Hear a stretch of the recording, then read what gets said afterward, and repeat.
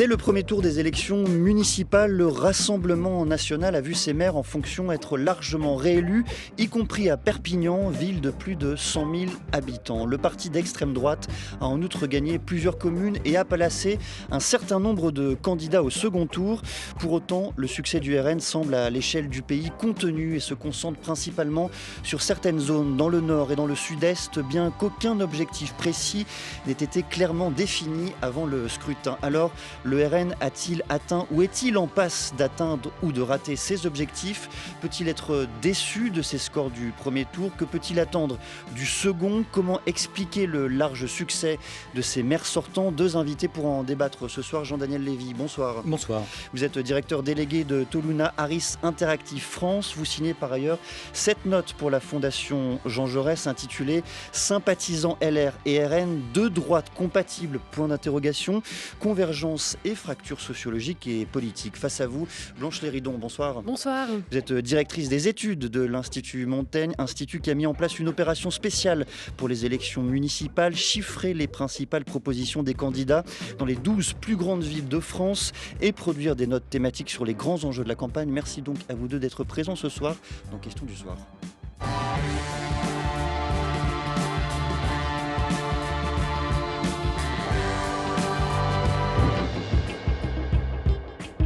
Nous avons ce matin, et nous sommes heureux de pouvoir nous en réjouir, 24 maires qui sont élus ou réélus, avec évidemment des très grandes villes, et puis un certain nombre de villes, 60 villes dans lesquelles nous faisons la course en tête. Donc on se dit que c'est jouable. Et puis il y a des villes dans lesquelles il y a un danger de gauche et où nous tendons la main à des gens qui ne peuvent pas se maintenir, à des listes concurrentes, à des listes adversaires qui ne peuvent pas se maintenir. Et nous leur disons, nous sommes le meilleur rempart face à la gauche ou à l'extrême gauche. Ces villes, elles existent, il y en a quand même quelques-unes dans lesquelles le vote utile, c'est le vote du Rassemblement national. Heureux de nous en réjouir, dit Sébastien Chenu, le député du Nord et vice-président du Rassemblement national, Jean-Daniel Lévy. Alors, a-t-il raison de se satisfaire de ces résultats du premier tour ?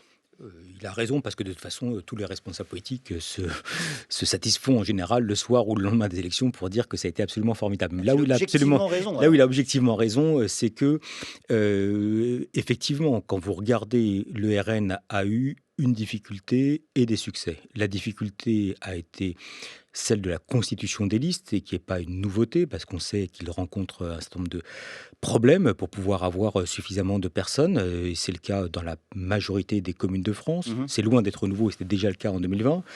Là où il a quand même, le RN, obtenu un certain nombre de succès, c'est quand on regarde le score des maires RN sortants.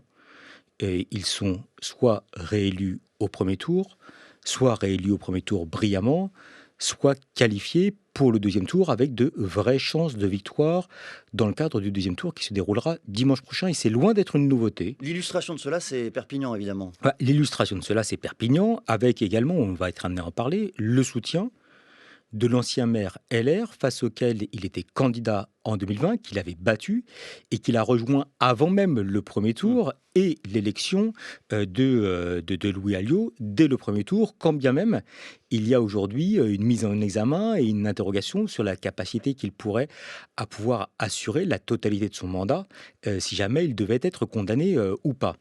Et puis le deuxième registre que je trouve intéressant, c'est la question du forme d'installation dans le paysage politique du Rassemblement national municipal qui ne suscite pas de tensions manifestes. On se rappelle, en 1995, ça avait été, après Dreux en 1983, le premier moment au cours duquel le RN avait réussi à conquérir un certain nombre de communes. Que s'était-il passé ? Il s'était passé deux phénomènes. Le premier phénomène, c'est qu'il y avait eu une mobilisation citoyenne nationale forte. Il y avait eu des interrogations de la part des habitants qui n'étaient pas RN pour savoir dans quelle mesure il devait y avoir un certain nombre de phénomènes de lien avec les associations, de lien avec le tissu économique, de lien avec le tissu associatif, de lien avec le tissu culturel. On se rappelle avec les festivals à Orange, etc., qui devaient ou pas être maintenus. Ça a complètement disparu du débat. Et les électeurs qui avaient voté pour le FN à l'époque, en 1995, n'ont pas forcément reconduit leur comportement électoral lors des élections de 2001. Là, 2020, on a vu la confirmation des maires sortants et 2026, à nouveau, cette forme de confirmation. Donc, ce n'est pas une extension totale sur le territoire, mais déjà, c'est la confirmation de la part des électeurs qui, déclarent qu'ils sont satisfaits de leur maire RN dans les différentes communes. Je reviens, Blanche Léridon, sur les propos tenus par Sébastien Chenu. Discours sincère, objectif ou discours de façade uniquement ? Figure imposée, comme on le disait à l'instant, c'est-à-dire que ce qui est fascinant au lendemain d'une élection municipale et en particulier de son premier tour, c'est que tout le monde déploie un discours victorieux dont il faut ensuite analyser les fondements et la légitimité. Tout le monde est heureux, c'est bien. Tout le monde est heureux, c'est formidable. Ce qui est intéressant avec le Rassemblement national, c'est que la victoire, elle se mesure pas uniquement de manière arithmétique et comptable. C'est-à-dire qu'il y a, oui, cette capacité à avoir cette grosse vingtaine de maires élus dès le premier tour, cette soixantaine en tête pour le second. Mais je crois que ce qui se jouait aussi, c'était d'un autre ordre en réalité, au-delà du nombre de mairies dans lesquelles ils pourront se qualifier, qui, en fin de compte, reste quand même assez minoritaire dans la mesure où, à part Perpignan, ils ont très peu de villes de plus de 80 000 habitants. Et d'ailleurs, à Perpignan, je voudrais un petit peu relativiser le triomphe de Louis Alliot, rappeler quand même que c'est une ville où le taux de participation était assez faible. Je crois qu'on avait 47% de taux de participation et que finalement, Louis Alliot a été élu, je crois, avec 16 000 voix, quelque chose comme ça. Donc on n'est pas non plus sur le raz-de-marée populaire.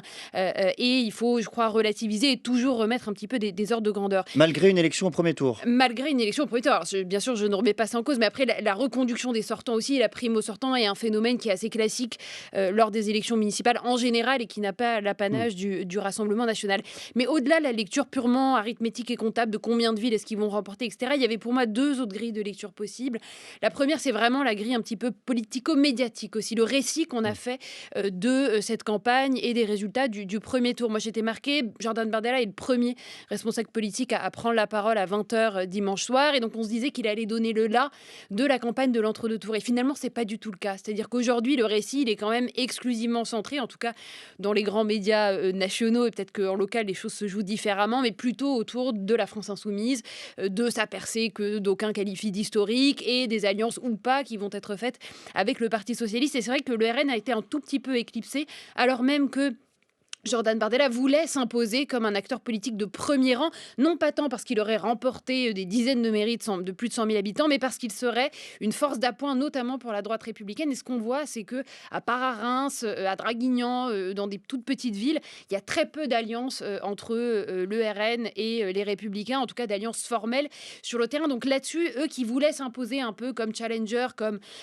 personnages politiques très centraux pendant cet entre-deux tours, je trouve que là, on n'est pas du tout sur ce qui avait été projeté, en tout cas ce que j'imaginais, ce qu'on aurait pu imaginer du discours de Jordan Bardella. Mais par contre, et pour revenir peut-être, pour donner raison à Monsieur Chenu dans son discours victorieux proclamé il y a quelques jours, pour moi, il y a une grille de lecture un peu plus tactique et de long terme qu'il faut avoir en tête. C'est-à-dire que en réalité, et pourquoi est-ce que d'ailleurs le Rassemblement national ne s'était pas fixé des objectifs extrêmement clairs? Parce qu'ils savaient pertinemment, ils sont très lucides, qu'ils n'allaient pas remporter toute une quantité de grandes villes et faire des percées monumentales dans les métropoles. Par contre, ce qu'ils savent pertinemment, c'est qu'il y a des élections sénatoriales en septembre 2026. Et que pour avoir un groupe politique au Sénat, il leur faut 10 sénateurs. Aujourd'hui, ils en ont 3.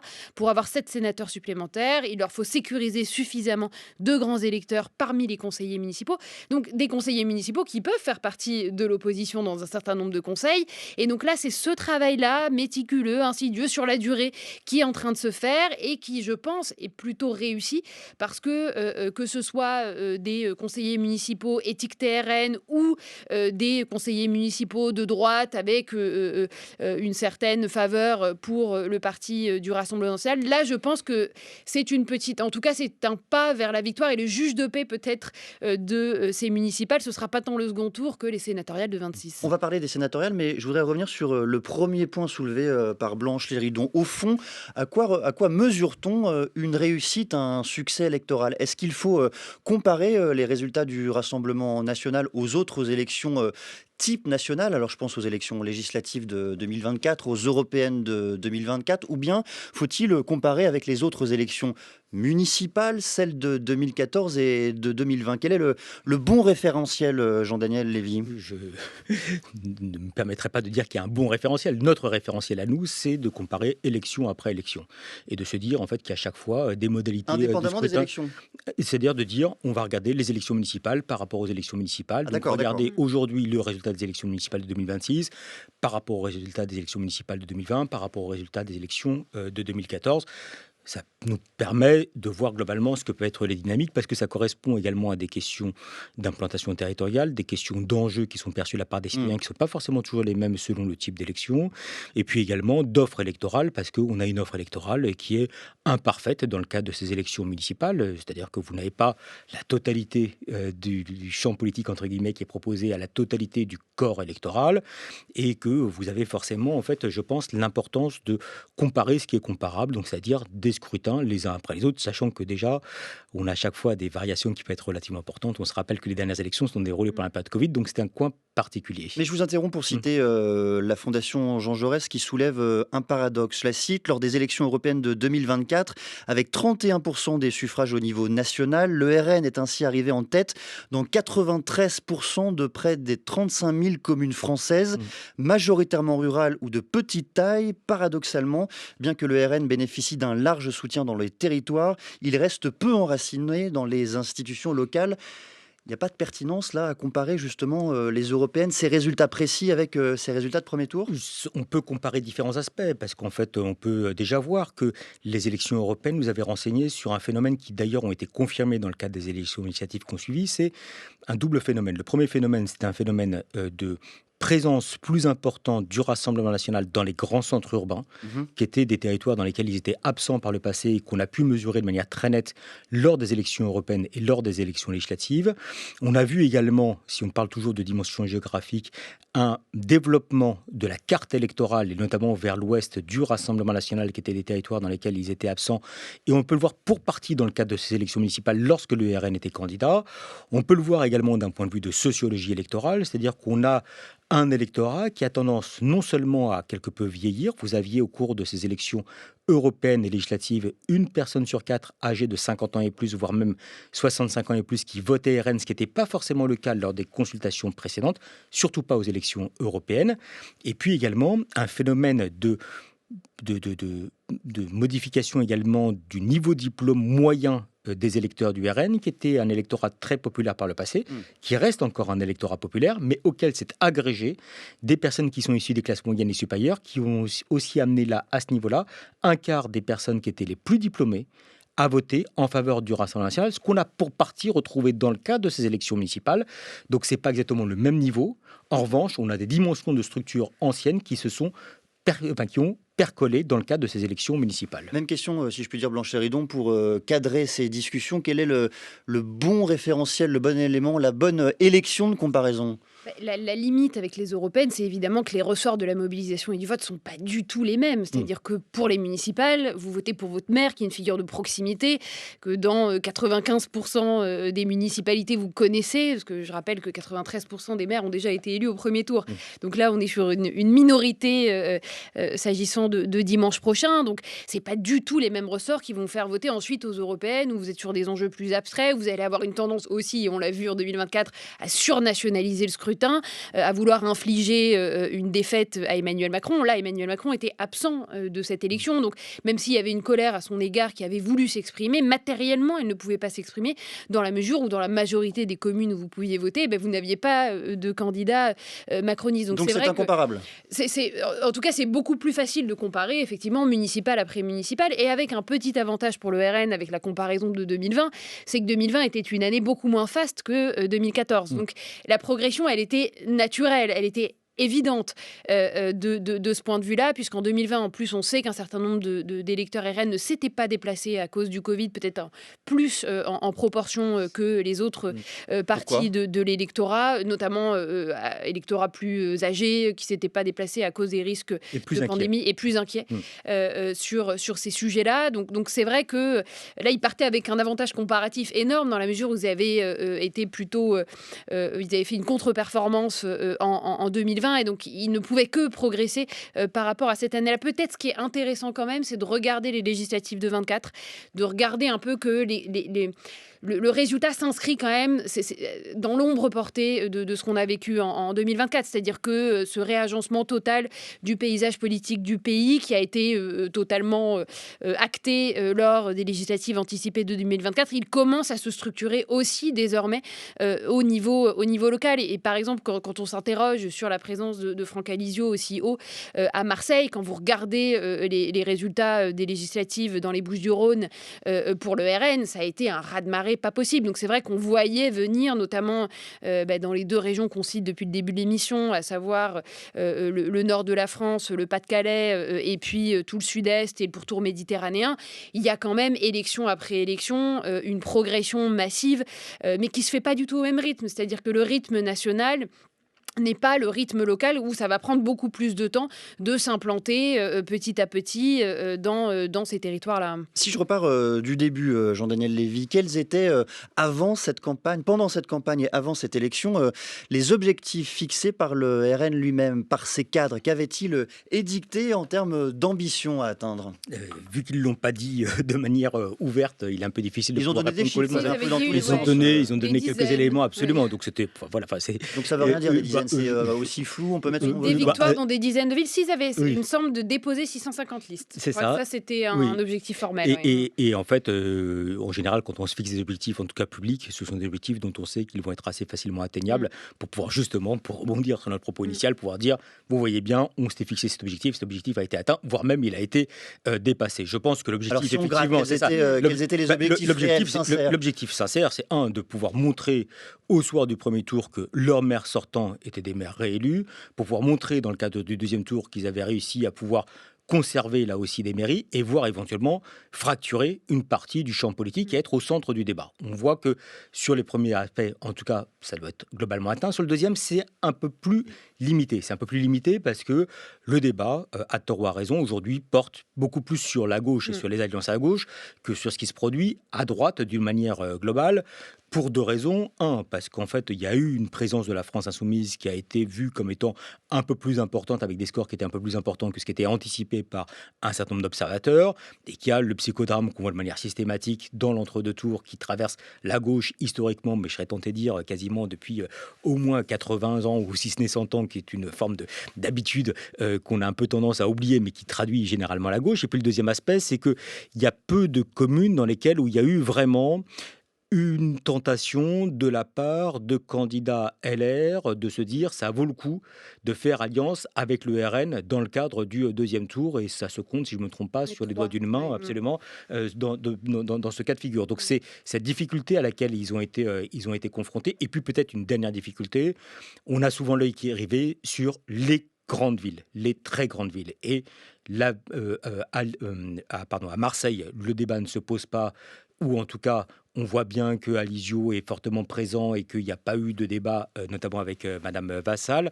À Lyon, le débat ne s'est pas posé, et pour cause. Et à Paris, en fait, le débat a été phagocyté par Sarah Knafo et non pas par le candidat du Rassemblement national. On va revenir sur ces cas particuliers. Je voudrais d'abord vous interroger l'un et l'autre sur ce que cela signifie, ces maires RN réélus dès le premier tour. Est-ce que c'est la validation d'un bilan, justement, d'un premier mandat effectué notamment entre 2020 et 2026? Est-ce que cela prouve le fait que, au fond, pour près de certains électeurs, cette politique, en localité, cela fonctionne? Premier ou deuxième mandat, parce que certains avaient Ou déjà 2014, été élus absolument, pour certains d'entre eux. dès 2014. Alors oui, il y avait la volonté, en réalité, je pense, de ces municipalités de faire oublier la gestion chaotique on l'a cité tout à l'heure, la période 95-2001, et on pense notamment à Toulon et à Monsieur Le Chevalier. Je pense que Laure Lavalette, la candidate sans étiquette, parce qu'elle est partie sans l'étiquette RN, voulait à tout prix dégager une impression de crédibilité, de sérieux, et effacer tous les souvenirs. Contrairement à 95, des souvenirs de malversation financière exactement, notamment. Et d'une politique clientéliste qui d'ailleurs avait valu, et c'est le jeu de la démocratie, à Monsieur Le Chevalier sa place en 2001, qui avait perdu lors de l'élection suivante. Donc il y a cette volonté, je pense, de faire une espèce de vitrine de la bonne gestion municipale. Et donc on ne va pas renverser la table, on va faire des politiques qui répondent aux attentes de notre électorat, à savoir essentiellement focalisé sur les questions de sécurité, de propreté des centres-villes. Voilà, quand vous interrogez les électeurs de Louis Alliot à Perpignan, ils sont satisfaits de voir des policiers à vélo, de voir que les rues sont propres, mais quand vous en interrogez d'autres, ils reprochent les coupes massives dans les subventions, notamment pour la culture et un certain nombre d'autres champs associatifs qui ont été particulièrement touchés par l'ensemble des mairies RN. Mais oui, dans l'absolu, je crois que cette volonté de s'imposer présentés en bons gestionnaires, sérieux, qui répondent aux attentes de leurs électorats sans faire de grandes révolutions dans aucune des villes que l'on a citées depuis le début de l'émission, a été payant, avec encore une fois à nuancer, quand on regarde dans les chiffres en valeur absolue, tous ceux qui ont été élus, à part Louis Alliot avec plus de 15 000 voix, je pense qu'ils sont élus au premier tour avec à peine 10 000 voix ou un Mais peu moins. pardonnez-moi, lorsqu'on regarde ces bilans, ils sont beaucoup plus en demi-teinte en réalité dans un certain nombre de villes, et contrairement là aussi à ce qui est affirmé par les cadres du Rassemblement national. Ils sont en demi-teinte, mais l'électorat, une partie de leur électorat s'en satisfait, et c'est le jeu de la démocratie. Il y a aussi, comme je l'ai dit à l'instant, à Perpignan, beaucoup d'abstention. Donc quand vous êtes élu avec 47% du corps électoral qui vote pour vous, vous remportez 50% des voix, ça vous donne une idée de votre légitimité démocratique, et ça laisse entendre que bien sûr c'est en demi-teinte, puisque vous avez la moitié des électeurs de votre ville qui, ne se sont pas déplacés, et la moitié de ceux qui se sont déplacés n'ont pas voté pour vous. Sauf que c'est le jeu de la démocratie, il n'empêche qu'il y a cette petite majorité qui a voulu voter pour lui et le reconduire dans ses fonctions. Jean-Daniel Lévy, sur ces bilans et la validation ou non de ces bilans par l'électorat. Il y a deux aspects. C'est que nous, on pense structurellement qu'en France...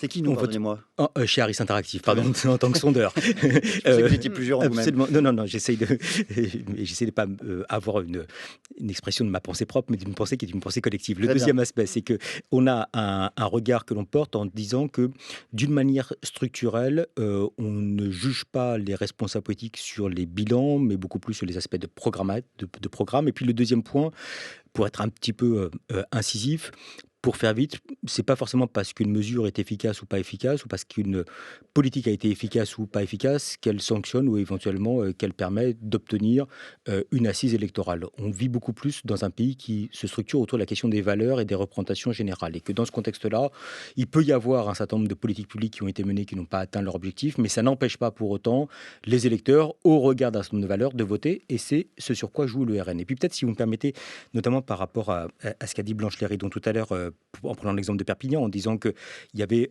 un Perpignanais sur deux qui s'était inscrit sur les listes électorales, qui ne s'était pas déplacé, je trouve que cette donnée est une donnée extrêmement importante. Parce que, certes, Louis Alliot, comme d'autres maires, n'ont pas été élus de manière massive en termes de nombre de voix, mais il y a eu une absence de contre-mobilisation électorale contre le Rassemblement national. On aurait pu s'attendre, et ce fut le cas. On le voit de manière très nette en France lorsque c'est produit au cours de l'élection présidentielle de 2002, mais également par la suite dans de nombreux scrutins.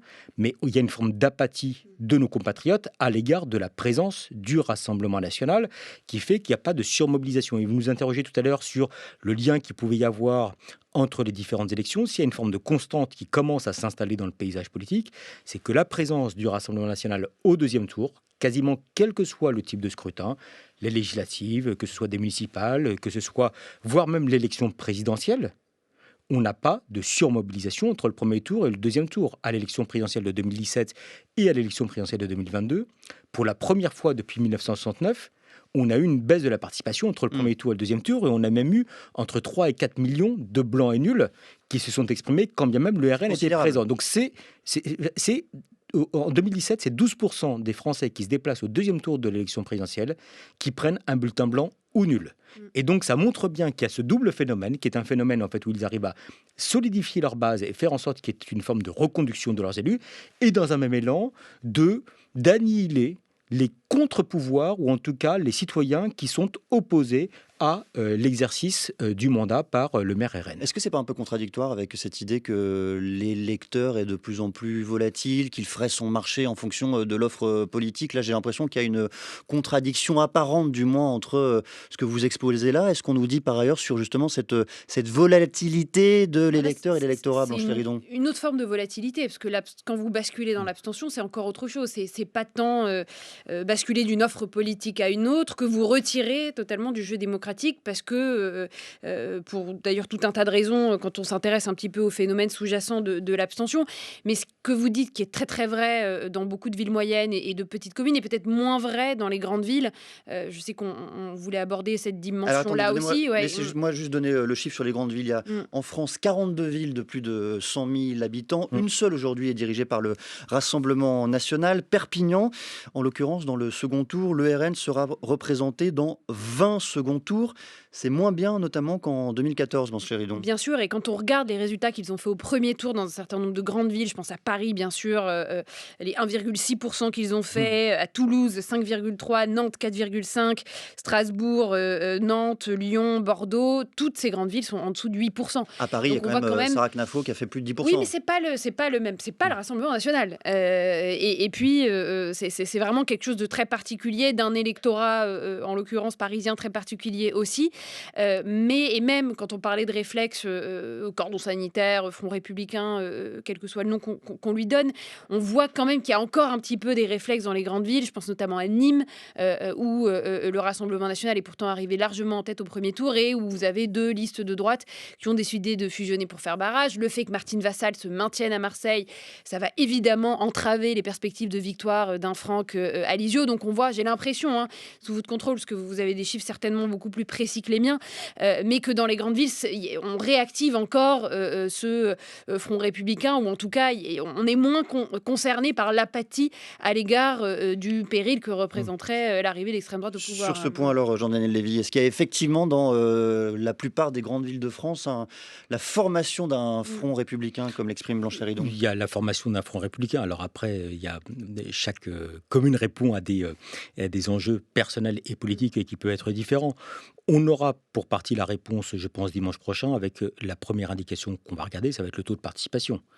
Est-ce que dans les communes dans lesquelles le RN est présent au deuxième tour, il y a une surmobilisation ou il n'y a pas une surmobilisation qui s'effectue? Jusqu'à présent, on a vu que ce n'était pas toujours le cas. Donc ça sera un indicateur. En 2020, ce n'était pas le cas dans les communes en question. Quand vous regardez même aux élections pas de législatives, surmobilisation observée pas de surmobilisation en 2020. Quand vous regardez les élections législatives et que vous prenez les circonscriptions dans lesquelles le RN est présent, vous n'avez pas non plus de surmobilisation qui s'effectue et on n'a pas, comme ce fut le cas par exemple en 2002, mais je prends 2002 parce que c'est la dimension paroxystique, une partie de l'électorat de gauche qui se déplace de manière nette pour aller voter pour un candidat qui est un candidat soit de droite, soit éventuellement du centre. Je rappelle juste que vous avez la moitié des députés RN, donc des 143 députés RN qui ont été élus au cours des dernières élections législatives, qui ont battu un candidat de la majorité présidentielle, non pas dans le cadre de triangulaire, mais dans le cadre de duel. Donc ce front républicain qui existe, il s'est opéré parce qu'on a eu 210 désistements au cours des dernières élections législatives, par exemple entre le premier tour et le deuxième tour. Ça a été un front républicain qui était lié déjà à des décisions d'ordre politique de la part des organisations politiques et pas uniquement du comportement électoral des Français. Donc je ne suis pas en train de dire qu'il y a une bascule complète à l'égard du Rassemblement national, mais qu'il y a quand même un phénomène, si vous me permettez l'expression, de grignotage qui s'effectue, qui s'inscrit de manière insidieuse, lente, à bas bruit, sans qu'il y ait de réaction épidermique de la part de la société française. Par ailleurs, Blanche Chéridon, cette notion de front républicain, le Rassemblement national tente depuis plusieurs semaines, depuis plusieurs mois même de l'inverser. Aujourd'hui, il se présente comme le parti du vote utile pour faire face à la France insoumise notamment. Exactement, et c'était d'ailleurs tout l'enjeu de la prise de parole de Jordan Bardella dimanche soir, de tendre la main à cette droite, je ne sais plus comment il l'a qualifiée, de sérieuse. La droite sincère. La droite sincère, autant pour moi. Qui renvoyait la droite des honnêtes gens qui était lancée par Bruno Retailleau par ailleurs. L'expression, il y a une droite sincère et une droite insincère. Donc. Voilà, donc cette droite sincère, sauf que cette main tendue, elle n'a pas vraiment été prise, on l'a dit, à part ces 3 villes qu'on a déjà citées, Reims, Draguignan et Brie-Comte-Robert en Seine-et-Marne, vous n'avez pas d'alliance entre le Rassemblement national et en tout cas pas d'alliance formelle.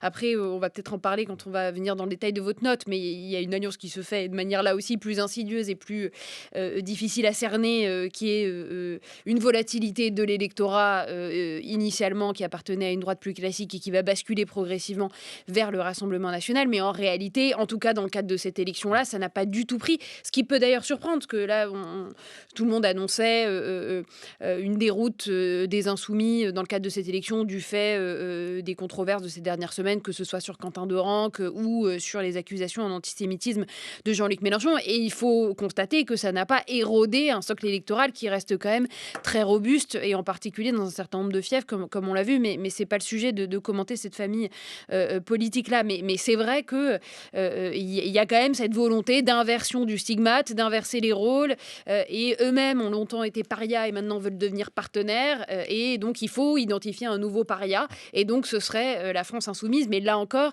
et je reviens à mes 3 grilles de lecture que j'évoquais quand vous m'interrogiez au tout début de l'émission. Sur cette grille très politico-stratégique, je trouve que le RN est plutôt perdant sur cette dimension-là, parce qu'il a très peu d'écho, je trouve, sur ce discours dans le débat public aujourd'hui. La voix de Bruno Retailleau, ancien ministre de l'Intérieur, président du parti Les Républicains. Il s'exprimait ce matin sur RMC. Moi, j'ai toujours rejeté l'union des appareils. D'ailleurs, le Rassemblement national dit qu'il n'est pas de droite et il va se maintenir dans des villes, j'ai la liste ici, où il pourrait faire gagner la gauche contre la droite, contre nous, mais ils ne sont pas de droite. Mais dans les urnes, oui. Moi, j'accepte et j'assume de dire aux électeurs du Rassemblement national, votez sur tous nos candidats, parce que ce sont nos candidats qui, dans la plupart des cas, peuvent faire échouer la gauche. Et parfois, et souvent, désormais, une gauche LFisée. Si on veut ébranler cette gauche souvent LFisée, voilà, notamment écologiste, alors il faut s'allier. Parce que sinon, il n'y a pas de voie de passage. Donc je pense que c'est une bonne chose. Et pour les élections locales, ça se fait toujours. Du point de vue analytique aussi, Jean-Daniel Lévy, que nous dit cet entre-deux tours sur cette autre grande idée qui progresse depuis plusieurs mois, là encore, l'union des droites? Est-ce qu'elle vient illustrer, renforcer le fait qu'une union des droites est en train de se former localement, là, en l'occurrence? Alors, il y a 2 aspects. Le premier point, c'est qu'il y a ce que l'on voit et ce que l'on ne voit pas. Quand vous prenez la carte déjà de l'offre politique qui a été proposée, vous voyez qu'il y a quand même dans un certain nombre de communes, alors c'est surtout présent dans le sud-est, où vous avez de manière, on va dire, quelque peu surprenante, l'absence soit de candidats LR, soit de candidats RN dans des municipalités, un peu comme si, je ne veux pas être complotiste, mais en tout cas on sait que ça existe, il pourrait y avoir un accord pour éviter que les uns et les autres se phagocytent dans le cadre de ces élections. Ça, c'est peut-être le premier aspect. Le deuxième point, l'union des droites, elle s'effectue également, Blanche Léridon l'avait évoqué tout à l'heure, à travers des petits candidats qui se présentent sans étiquette, mais dont on sait qu'ils vont être amenés à voter pour le Rassemblement national. Comment le sait-on? À travers les élections sénatoriales.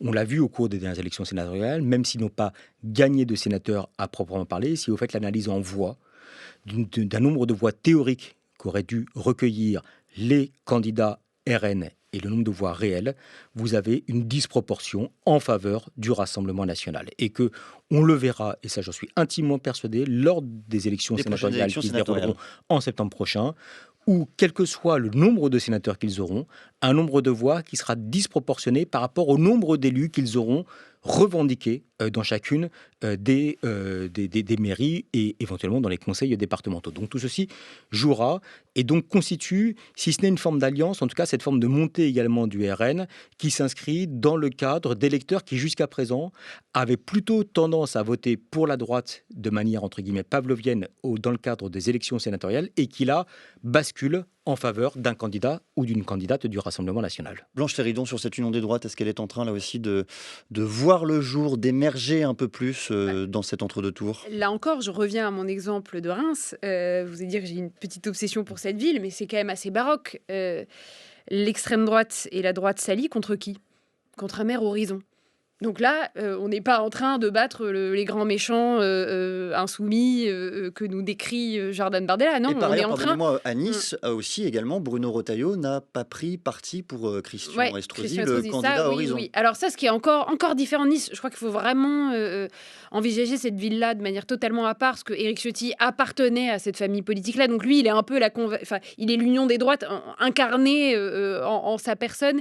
Et d'ailleurs, je crois qu'il y a un Mais la non-position de Retailleau nous dit bien quelque chose dans ce sens-là. Bien sûr. Mais là, quand on regarde formellement les alliances qui ont été nouées effectivement dans le cadre du second tour et les listes qui ont été déposées hier à 18h, vous avez très peu de listes RNLR. Et encore une fois, pardon, c'est quand même très baroque. Dans la plus grande ville où ça s'est fait, c'est pour battre un maire de droite, le maire Horizon. Donc, ce qui est quand même un tout petit peu surprenant et en décalage avec cette idée que l'union des droites serait en train de se faire partout. Mais oui, bien sûr qu'elle se fait de manière plus insidieuse, qu'on va en voir les résultats lors des sénatoriales et dans cette bascule bascule aussi progressive d'un certain électorat. Mais je pense que sur Nice en particulier, vous avez un Éric Ciotti qui appartenait à cette famille-là. Donc pour beaucoup d'électeurs, j'imagine que c'est Éric Ciotti, quelle que soit l'appartenance partisane. Et d'ailleurs, lui, alors personne n'est dupe, hein, bien sûr, mais a fait la campagne sans l'étiquette Rassemblement National. C'est un peu la même chose qui a été fait à Toulon, où Laure Lavalette s'est émancipée de toute étiquette partisane. Alors les électeurs sont pas idiots, ils savent bien qu'elle est élue Rassemblement National, mais on voit quand même qu'il y a cette espèce de pudeur et de prudence à l'égard d'une étiquette dont on sait à quel point elle peut être radioactive dans une partie de l'électorat. Et donc on s'imagine plus consensuel et rassembleur de l'ancienne droite et de la nouvelle droite en s'émancipant de l'affiliation partisane. Mais bien sûr qu'au lendemain du second tour, si l'un ou l'autre l'emporte, même si j'ai l'impression qu'à Toulon ça va être compliqué pour Laure Lavalette, mais si Éric Ciotti l'emporte, je pense qu'ils réendosseront ensuite l'étiquette partisane d'emblée pour leur attribuer la victoire. Jean-Daniel Lévy. Ce qui est assez frappant, c'est que les propos de Bruno Retailleau ne sont pas nouveaux. Et ça correspond également à une évolution de la sémantique, ou en tout cas des propos qui peuvent être tenus de la part du président des Républicains. Dans le cadre d'une législative partielle, il avait indiqué pas une seule voix pour la gauche. Et il n'avait pas appelé à voter pour le RN. Et en plus, de mémoire, le candidat était socialiste, n'était pas LFI. À Nice, il a indiqué qu'il ne prenait pas position en tant que tel, et en tout cas qu'il n'appelait pas, qu'il ne soutenait plus à titre personnel, le candidat Christian Estrosi, que d'une manière globale, il a pris la parole pour dire pas une voix pour LFI. Donc il a des propos qui sont des propos où il cherche effectivement à indiquer qu'il y a un danger qui lui apparaît comme étant majeur, qui s'appelle la France insoumise, sans pour autant mettre sur un pied d'égalité la France insoumise d'un côté et ou le Rassemblement national de l'autre. On parle par ailleurs depuis le début de cette discussion des maires reconduits et des têtes de liste. Il faut parler des autres, c'est-à-dire des conseillers municipaux. Ceux du Rassemblement national, après le second tour de dimanche, devraient mécaniquement augmenter, Blanche Léridon. Oui, absolument. Et c'est ce qu'on disait, avec l'enjeu évidemment majeur de se structurer davantage dans le paysage politique, cette fois national, avec la perspective des sénatoriales de 2026. Oui, a priori, là, si on s'en tient à la grille de lecture arithmétique et comptable, il va y avoir une progression du nombre de conseillers municipaux avec tout ce que ça signifie sur l'implantation. C'est-à-dire quand on connaît le Sénat, c'est pas l'Assemblée nationale. C'est-à-dire que les équilibres, ils sont beaucoup plus constants et pérennes. Et donc à partir du moment où le Rassemblement national aura sécurisé son groupe au Sénat, on pourra dire qu'il est inscrit durablement dans le paysage politique français. Et c'est pour ça que pour moi, le juge de paix peut-être de cette élection, c'est moins ce qu'on apprendra dimanche soir que ce qu'on apprendra en septembre 26. Jean-Daniel Lévy, sur ces conseillers municipaux Rassemblement national. Sur ces conseillers municipaux au Rassemblement national, ils s'inscrivent, ils sont présents. Et ils font parfois même un peu de politique à l'ancienne, si vous me permettez. C'est-à-dire qu'en fait, ils sont présents dans le tissu associatif, ils assistent aux fêtes de quartier, ils assistent au conseil d'école. Ils font la politique locale, en somme. Ils font la politique locale, mais toutes les formations politiques ne le font pas.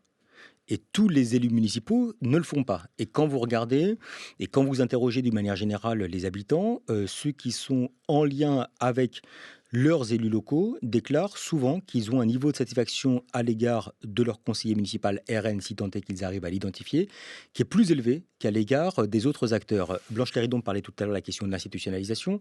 Quand vous interrogez les Français sur le rôle des différentes formations politiques qui sont présentes à l'Assemblée nationale, le groupe aujourd'hui qui apporte le plus de satisfaction aux Français, c'est le groupe Rassemblement national et qui dépasse largement le cadre de son électorat de premier tour des dernières élections législatives. Merci beaucoup à vous deux de ces éclairages d'entre-deux tours. Jean-Daniel Lévy, vous êtes directeur délégué de Toluna Harris Interactive France. Blanche Léridon, directrice des études de l'Institut Montaigne. Merci à vous deux. Merci également à celles et ceux qui ont préparé cette émission. Antoine Héral, Stéphanie Villeneuve, Mathias Mégy, Diane de Vancey. À suivre après le journal municipal encore, mais pour percer un mystère. Pourquoi les réseaux sociaux favorisent-ils des discours politiques plutôt que d'autres ?